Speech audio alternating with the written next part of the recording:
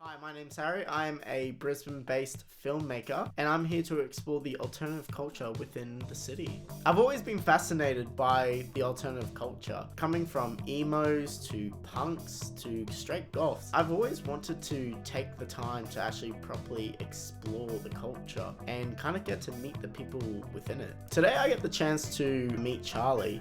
They're a local alternative person living within Brisbane, and honestly, I'm hoping through their guidance, they can kind of show me the culture that I haven't really had a chance to actually experience before.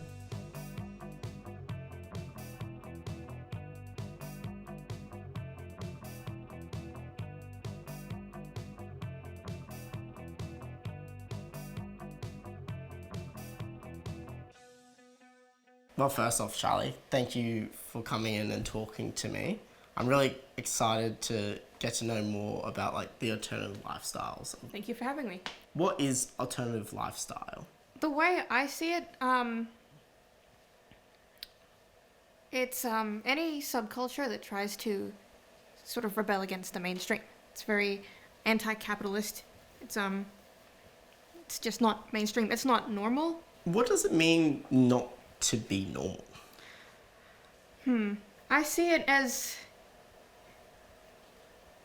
if you're not hurting anyone, but if you've done something or you're doing something or you're looking a certain way that gets you called weird or strange, unusual, other such insults. What makes it so appealing to kind of be against the norm? Sometimes the norm genuinely hurts people. Like, I don't want to be anti-religion, and I'm not, but religion in the past has, deeply hurt me. So, alternative subcultures, especially punk, are very anti-conservatism, if that's the right word. Anti-conservative ideologies. And it gives me a safe space to, heal from some of that religious trauma. So living kind of alternatively, how do you feel about the way people look at you if you kind of dress against the norm? I do get a lot of compliments, but I also get a lot of, stares, a lot of, grunts, barking as well. And the sexualization of goth women has only started to become a problem recently, in the past maybe 10 years, but it used to be, it's still pretty bad. Yeah? Now. Can you explain to me why exactly it's bad?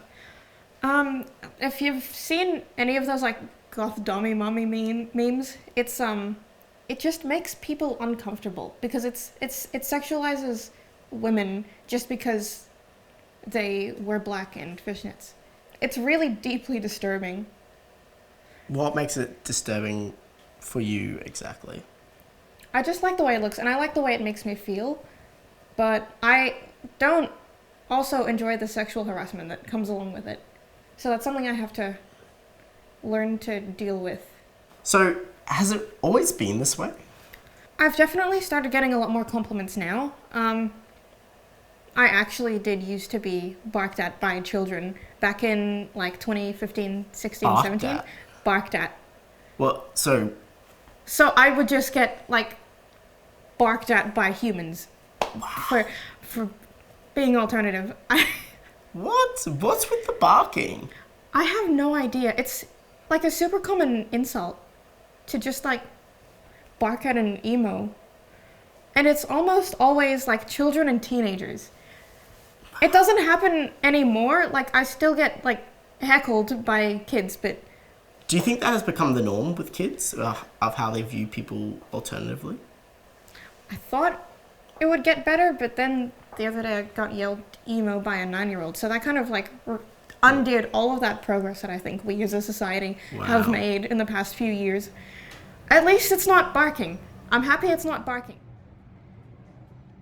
I thought a really good idea to kind of get into the culture would be to really start off with clothing. We had Charlie take me around to one of the stores, and They showed me around, letting me have a look at all the different styles and options that were available. Honestly, the pricing wasn't too appealing at the start. There definitely wasn't something at the pricing I was expecting, but then I kind of took a moment to kind of reflect on that thought and realized that even though, yes, this jacket cost me $135, I kind of realized it's pretty much the same pricing as I'd spend on my own jacket from one of my regular stores. Going through the store, I was surprised to not only just find clothing and jewelry, but a lot of other different kind of mementos. There were dragon statues, gems, and a bunch of other things like witchcraft. Overall, it was just a very interesting experience, to say the least.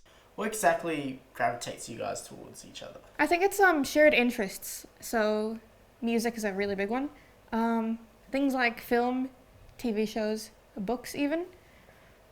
Video games as well. Do you think there's anything in modern society that's being inspired by goth?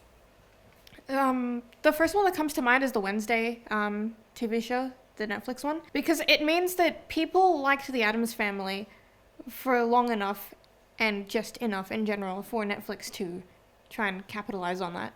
It's become so much more acceptable that other companies are being like, okay, cool, we can give this to a broader audience and that stuff. I think it's a bit of a double-edged sword because on one hand you have like these clothing companies that are finally starting to like put out nice clothing pieces for these subcultures, but at the same time it kind of goes back on the anti-capitalist sentiment of it all. So I think I like that there should be a mix of the two. So DIY is still very very important in the goth community, but you also have brands like Killstar, Dark in Love, Punk Rave making clothing for our tastes without us having to injure ourselves trying to sew it all together. At the end of the day, I'm really thankful for Charlie's guidance, bringing me into this subculture and letting me explore it through her eyes. It's been very interesting, to say the least. It's made me really think about what else is really out there and what we're kind of missing out on. I think with like a little bit more of a voice, we can really show people that these cultures exist. Honestly, I can't wait to see more of this culture and see where it goes.